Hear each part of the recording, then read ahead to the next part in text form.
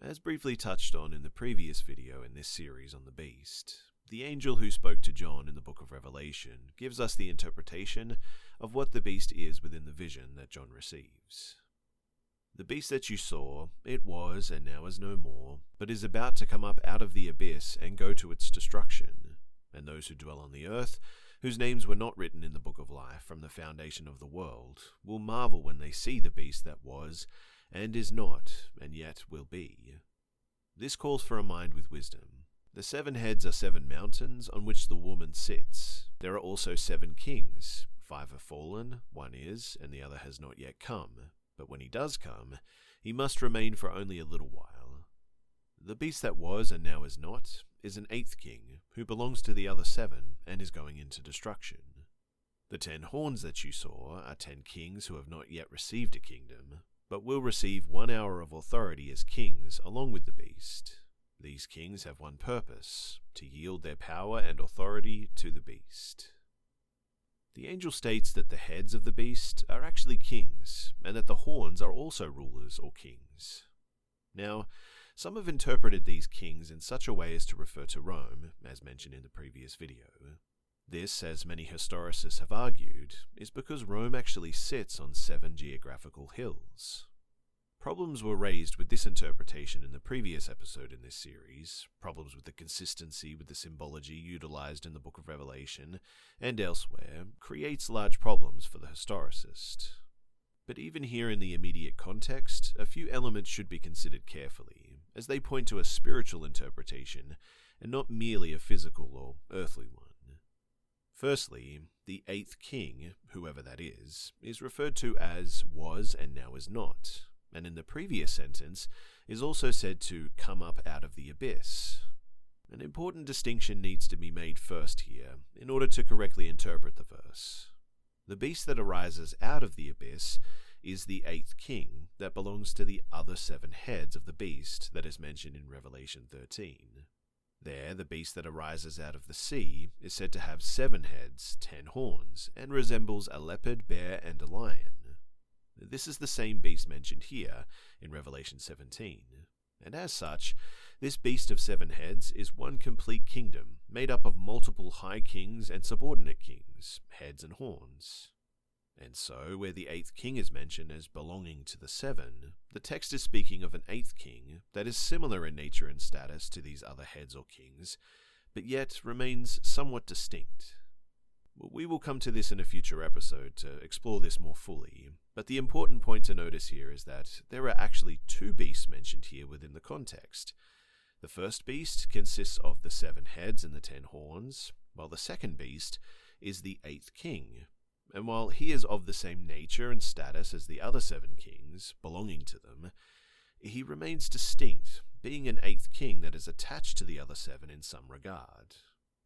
Now, the reason why this is so significant is because the 8th king is said to come out of the abyss, and is referred to as was and now is no more. The idea here is that this king, at the time of the giving of the vision to John, resided in the abyss, and so was considered dead, or portrayed in the phrase, now is no more. This 8th king, this beast, was free at one point, but was at some point put into the abyss, and so, at the time of this vision, was considered dead. The phrase is actually similar to the one used of Christ at the beginning of the book of Revelation. Grace and peace to you from him who is, and was, and is to come, Revelation 1:4. The phrasing depicts a process of life, death, and resurrection. In a similar way, the beast that arises out of the abyss, the 8th king, was, now is no more. That is, he was free, but now is in the abyss and so is no more, but will one day be released from the abyss, and so will be again. In passing, I would just like to note too that this passage is rarely considered in the millennial debate, but it demonstrates strongly that the abyss is not a location in which spirits may enter and only be merely restricted, as the amillennial or postmillennial proponent argues. To be in the abyss is to be seen as now is no more, with the idea expressing an utter removal or complete separation, similar to death. But coming back to the main point at hand, The eighth king, being the beast that arises from the abyss, can only be referring to Apollyon or Abaddon, who in the context of the book of Revelation is said to be an angelic king that arises from the abyss after being released by a star. Then the fifth angel sounded his trumpet, and I saw a star that had fallen from heaven to earth, and it was given the key to the pit of the abyss. The star opened the pit of the abyss, and smoke rose out of it like the smoke of a great furnace, and the sun and the air were darkened by the smoke from the pit. And out of the smoke locusts descended on the earth, and they were given power like that of the scorpions of the earth. They were told not to harm the grass of the earth or any plant or tree, but only those who did not have the seal of God on their foreheads. The locusts were not given power to kill them, but only to torment them for 5 months, and their torment was like that of the sting of a scorpion. In those days, men will seek death and will not find it. They will long to die, but death will escape them. And the locusts looked like horses prepared for battle, with something like crowns of gold on their heads, and faces like the faces of men. They had hair like that of a woman, and teeth like those of a lion's. They also had thoraxes like breastplates of iron, and the sound of their wings was like the roar of many horses and chariots rushing into battle. They had tails with stingers like scorpions, which had the power to injure people for 5 months. They were ruled by a king, the angel of the abyss. His name in Hebrew is Abaddon, and in Greek it is Apollyon. The only candidate that is consistent with the context of Revelation for this eighth king is Abaddon or Apollyon. As such, it becomes clear that at least one of the kings, the eighth, is a spiritual being or king. And because this king or spiritual authority is so strongly associated with the other 7 heads, it becomes very difficult to see the other heads or kings as anything other than spiritual authorities. Moreover, the 6th trumpet also features further on the release of other angels and their troops. And while I don't have time to track with this theme today, I do believe that these are some of the kings or heads mentioned in Revelation 17 that are presented within the 7 heads of the 7-headed beast. Now, as mentioned in the previous video in this series, it is the book of Daniel that becomes the historical backdrop of the beast of Revelation 13 and 17. And it is in the book of Daniel, chapter 7 to be exact, that the beasts are mentioned in an individual sense. There, in Daniel 7, the lion, bear, and leopard are all mentioned along with a 4th beast. And as mentioned in the previous video to this series, these beasts correspond to the dream of the statue given to Nebuchadnezzar. Each kingdom in that dream is succeeded by another kingdom until the 4th and final kingdom. And here in Daniel 7, the same idea is present. One beast rises from the other, representing the succession of spiritual authorities, and the angel, when explaining the vision, explains it this way too. These 4 great beasts are 4 kings who will arise from the earth. The 4 beasts mentioned in Daniel's book each succeed one another, and are 4 kings or kingdoms that arise from the earth. These are the successions of Babylon, the Medes, Persia, and finally Greece. But within the context of this passage, the angel who visits Daniel also says the following: "Then I kept watching because of the arrogant words the horn was speaking. As I continued to watch, the beast was slain, and its body was destroyed and thrown into the blazing fire. As for the rest of the beasts, their dominion was removed, but they were granted an extension of life for a season and a time." The idea that the beasts, while having their dominion taken from them, are nevertheless given an extension of life has puzzled theologians for thousands of years.